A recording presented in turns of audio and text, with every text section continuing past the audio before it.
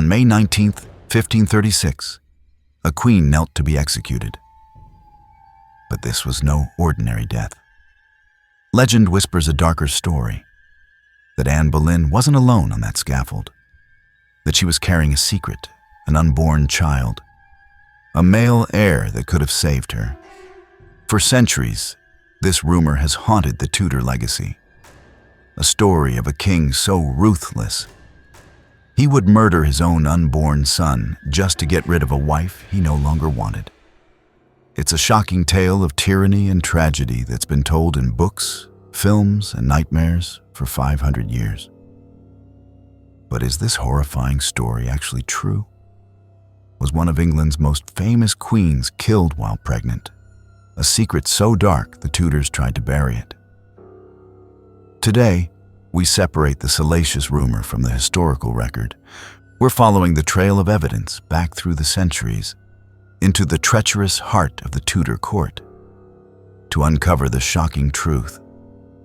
To understand how this dark legend even started, you have to get the world it came from. The Tudor dynasty, for all its power and glamour, was built on a foundation of bloodshed and insecurity. When Henry VIII took the throne in 1509, his family's claim to it was barely a generation old. His father, Henry VII, had won the crown on the battlefield, ending the brutal 30-year conflict known as the Wars of the Roses. That war had torn England apart, a bloody dynastic struggle between two rival branches of the royal family, the House of Lancaster and the House of York. Henry VII's marriage to Elizabeth of York was a brilliant political move, uniting the warring houses and ending the conflict, at least on paper. But the peace was fragile.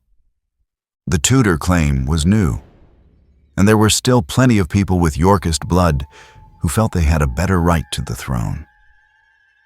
For Henry VIII, the survival of his dynasty, his legacy, and the stability of his entire kingdom rested on one thing. He had to produce a legitimate male heir. This wasn't just about pride. In the 16th century, a female ruler was almost unthinkable in England.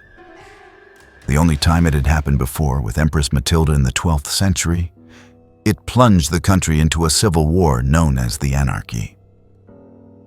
A queen was seen as a recipe for weakness, instability, and foreign meddling. It was believed a woman couldn't lead an army or control the powerful, rebellious noblemen.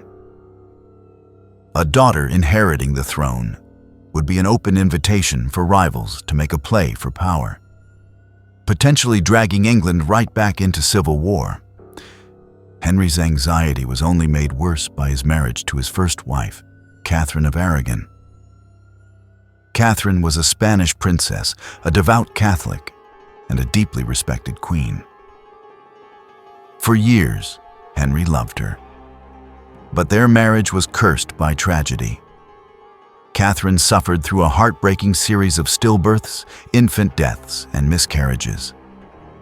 Out of at least 6 pregnancies, only one child survived, a girl, Princess Mary. As the years ticked by with no son, Henry's anxiety twisted into obsession. He became convinced his marriage was cursed by God.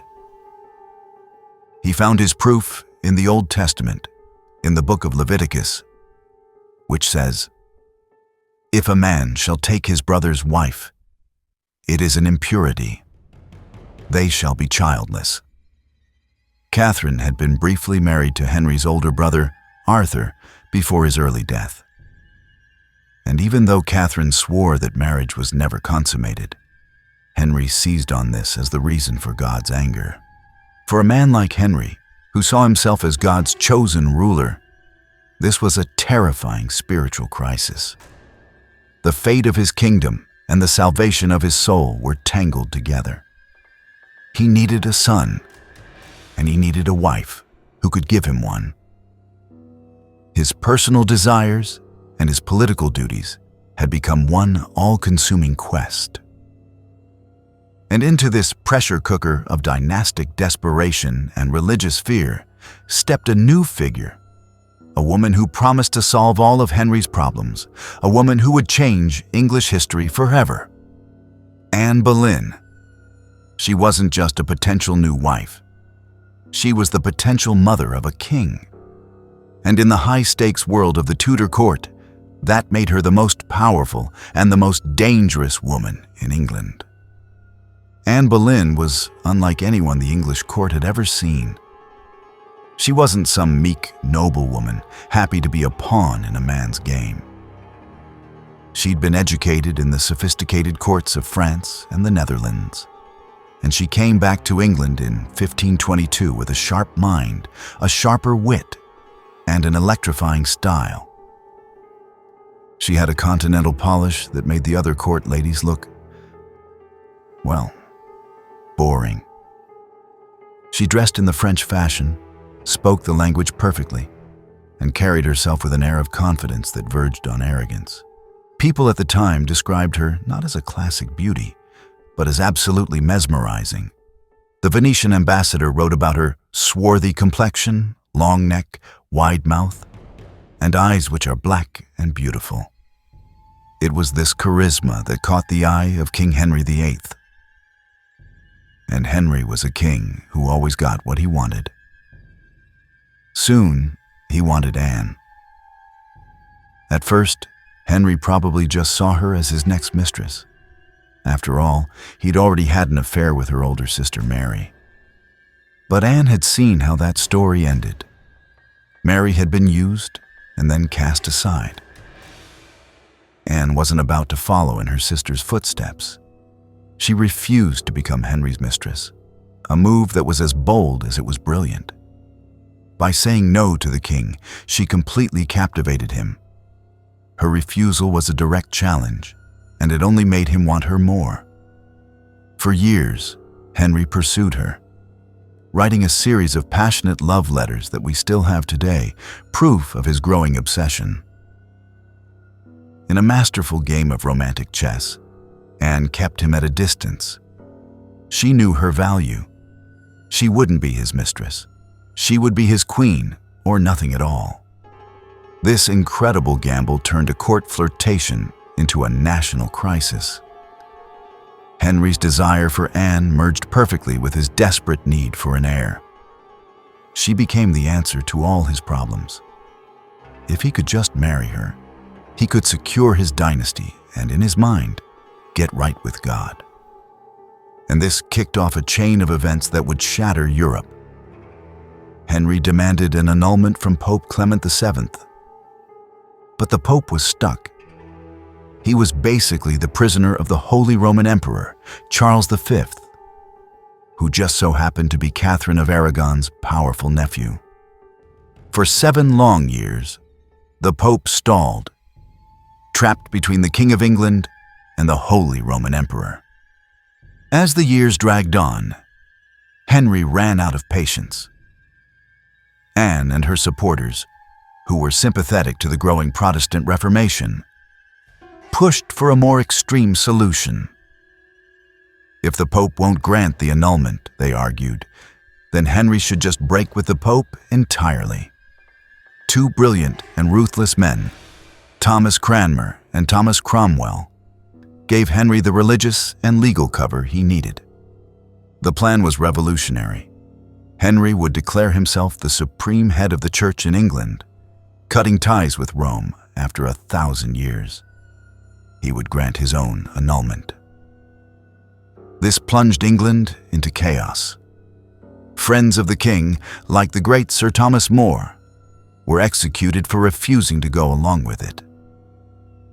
Monasteries were shut down, their incredible wealth pouring into the king's pockets. The very soul of the nation was being reforged in the fire of the king's ambition. And at the center of it all was Anne Boleyn. To her supporters, she was a Protestant hero. To her enemies, she was a venomous heretic and a conniving witch who had stolen the king from the true queen. The imperial ambassador, Eustace Chapuis, a fierce supporter of Catherine, always called Anne the concubine or the whore in his official reports. Finally, in late 1532, after years of waiting, Anne gave in to the king. She was pregnant. In a secret ceremony on January 25, 1533, she and Henry were married. Soon after, the new Archbishop of Canterbury, Thomas Cromwell, declared Henry's first marriage void. And on June 1, 1533, Anne Boleyn was crowned Queen of England. She was pregnant, and the entire kingdom held its breath, praying for a boy. The future of the Tudor dynasty rested in her womb. On September 7, 1533, Anne gave birth. But the child wasn't the prince everyone longed for. It was a healthy, red-haired baby girl named Elizabeth. It was a disappointment, but not yet a disaster. Anne had proven she could have a healthy child. All she had to do was get pregnant again and deliver a son. But time was running out. The king's obsession had been satisfied, but his need for an heir was as desperate as ever. The pressure on Anne was now immense. She had won her crown, but as she was about to find out, keeping it would be a far more dangerous game. So, Elizabeth's birth was a disappointment, sure, but the court saw it as just a temporary setback. Anne was young, fertile, and had succeeded where Catherine had failed for years. She delivered a healthy baby. Everyone expected a son would follow soon.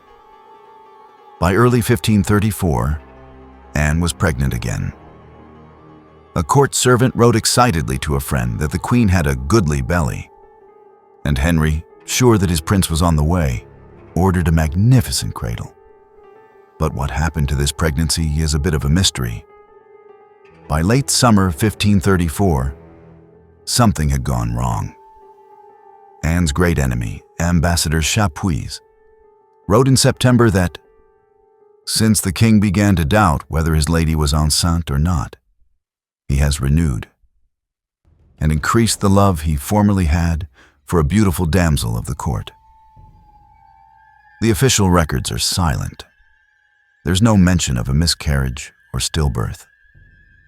Some historians think Anne suffered a late-term miscarriage that was kept quiet to avoid admitting failure. Others suggest it might have been a phantom pregnancy, where a woman's intense desire for a child causes her body to mimic the symptoms. Whatever the reason, the result was the same. No son, the cradle stayed empty. And that beautiful damsel Chapuis mentioned, that was a sign of things to come. Henry's eye was starting to wander, and the first cracks in the royal marriage were showing. Anne knew her position was precarious. Her power, her influence, her very life depended on having a boy. 1535 came and went with no more pregnancies, and the tension at court grew thick. Anne's sharp wit and political mind, things that had once charmed Henry, now started to grate on him. She wasn't a quiet, obedient wife. She argued with him about how to spend the money seized from the monasteries and clashed with his chief minister, Thomas Cromwell. Her confidence was now seen as arrogance. She made powerful enemies who longed for a return to the old ways and for Princess Mary to be restored to the line of succession. By late 1535, a new face had caught the king's eye. Jane Seymour. Jane was everything Anne wasn't. She was fair, gentle, and quiet. Where Anne was fiery, Jane was meek. Henry's public flirtation with Jane was a humiliating slap in the face for Anne, a chilling reminder of how her own relationship with the king had begun. Seeing history repeat itself, Anne was terrified. Amid all this, Anne became pregnant for a third time. This was it, her last chance. A son would shut down her enemies, secure her position, and win back the king.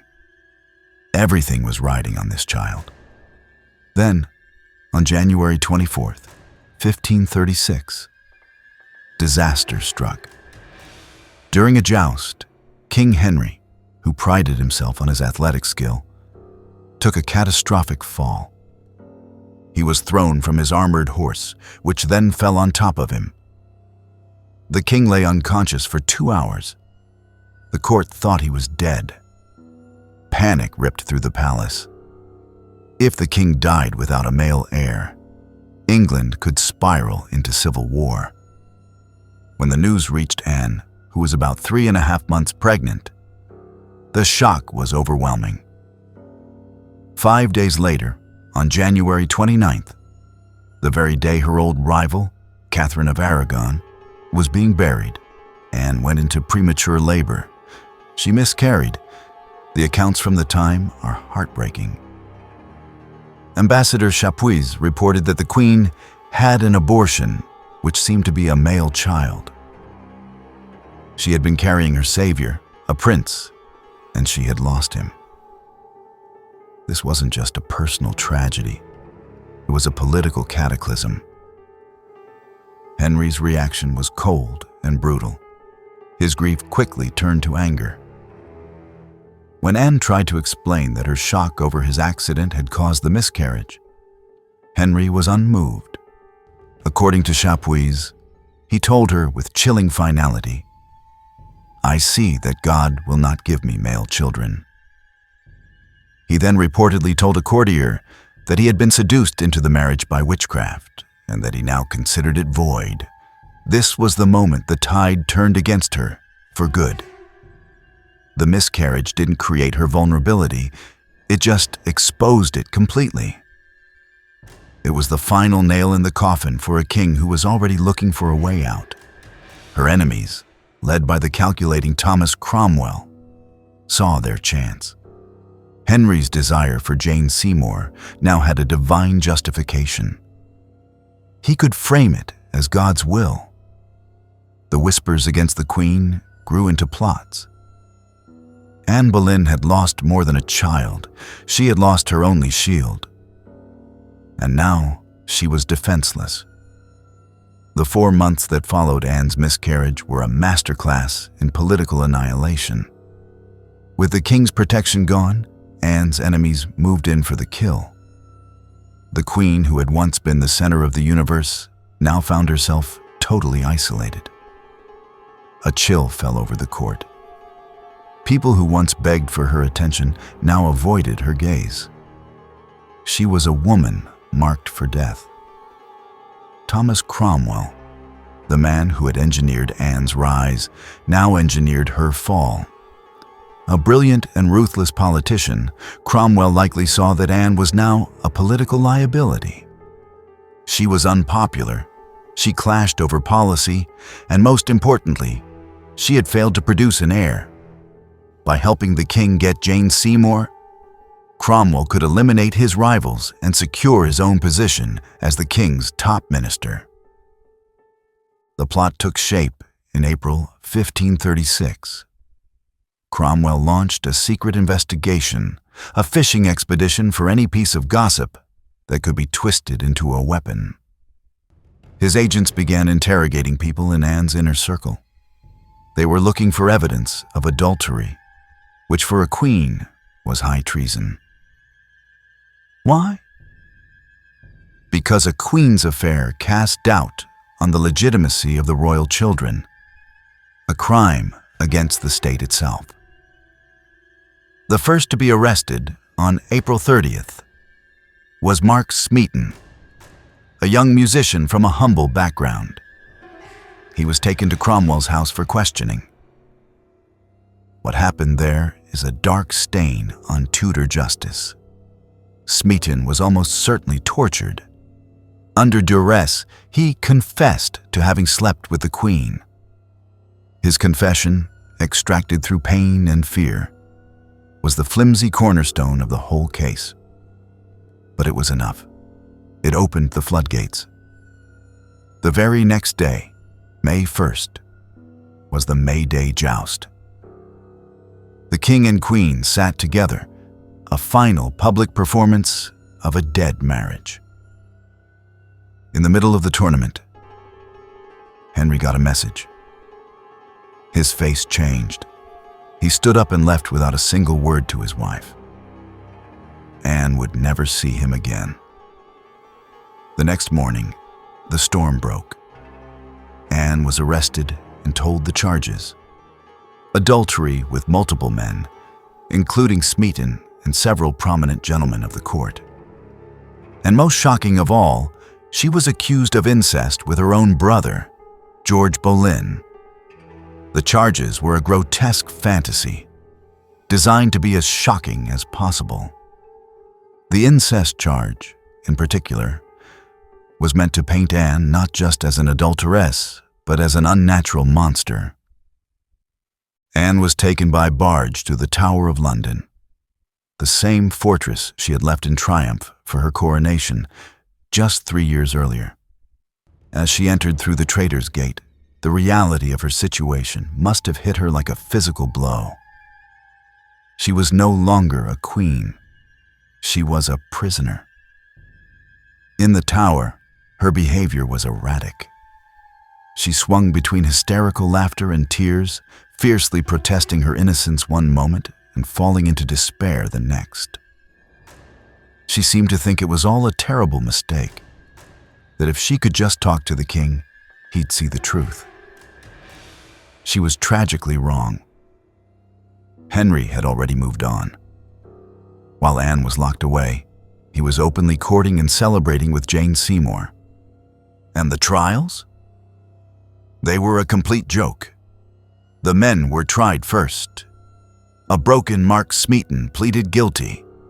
The others bravely maintained their innocence, but it didn't matter. There was no real evidence, just gossip and fabricated timelines. Historians have since shown that on many of the alleged dates, Anne and the accused men weren't even in the same place. But guilt had already been decided. They were all sentenced to be hanged, drawn, and quartered.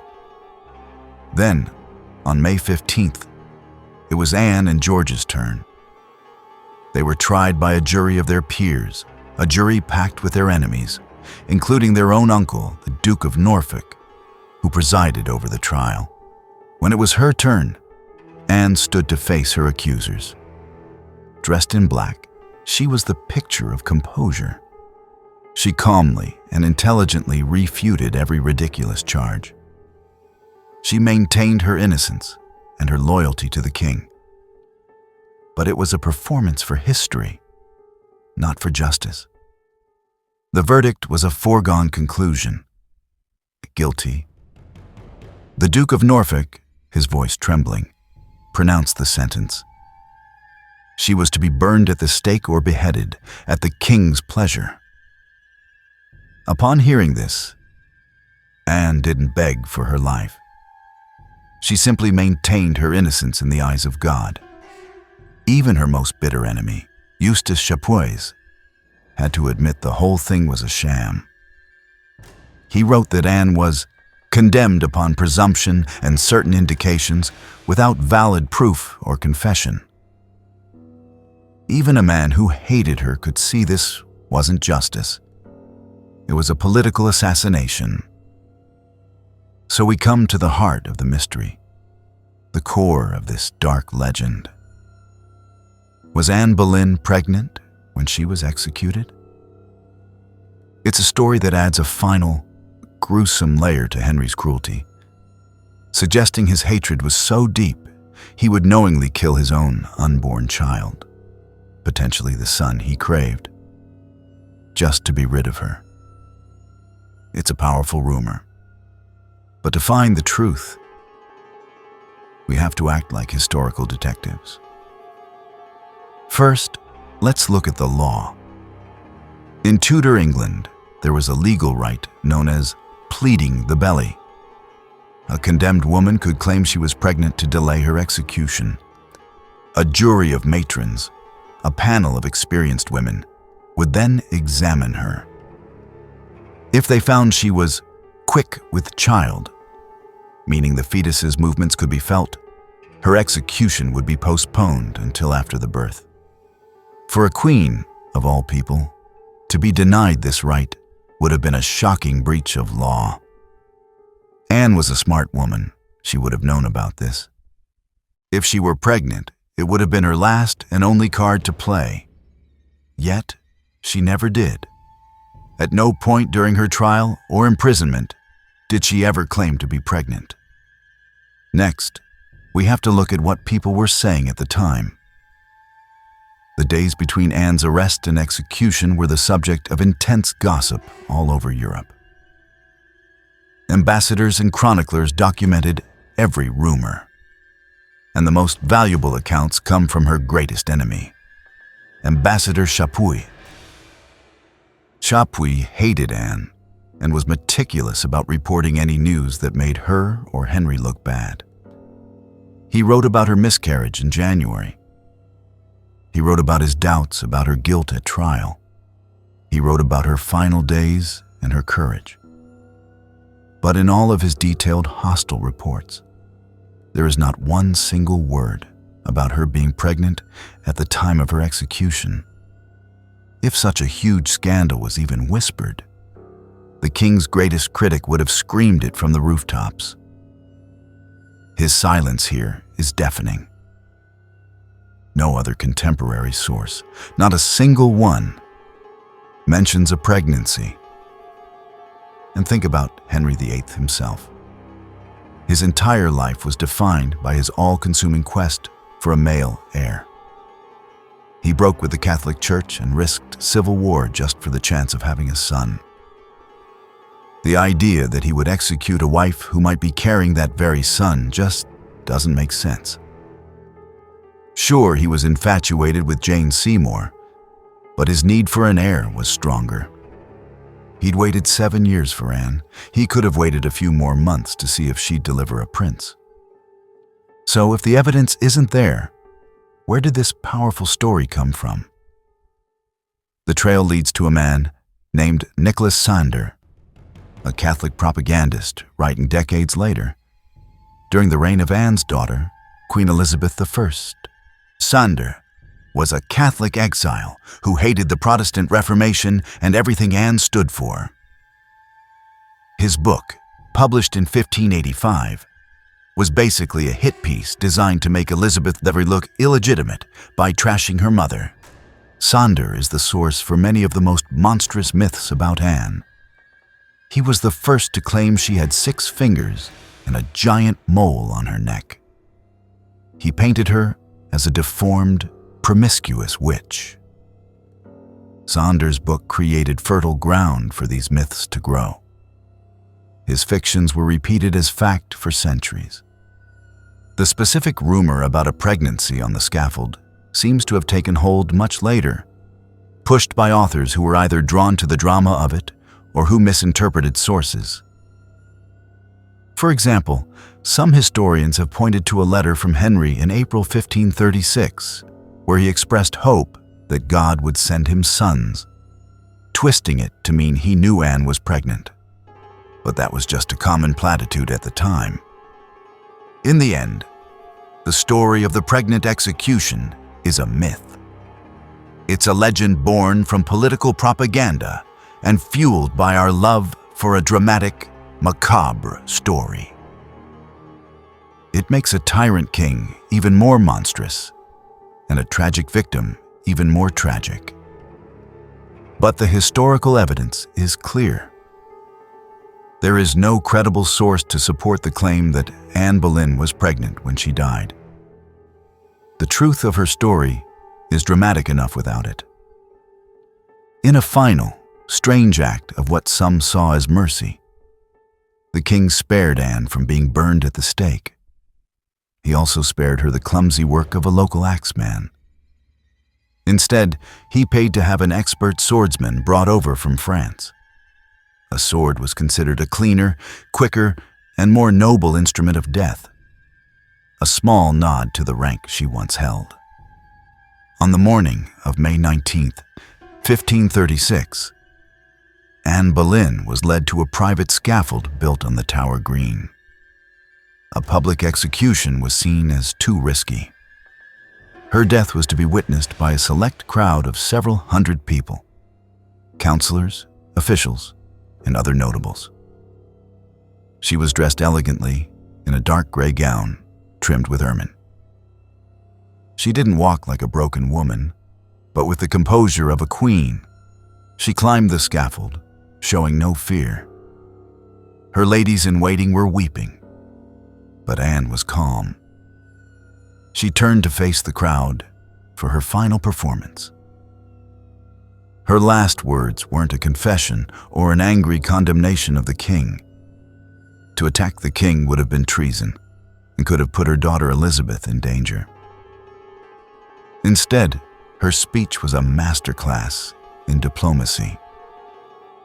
She said, "Good Christian people, I am come hither to die, for according to the law, and by the law I am judged to die, and therefore I will speak nothing against it. I am come hither to accuse no man. But I pray God save the king, and send him long to reign over you. For a gentler nor a more merciful prince was there never. And to me he was ever a good, a gentle and sovereign lord."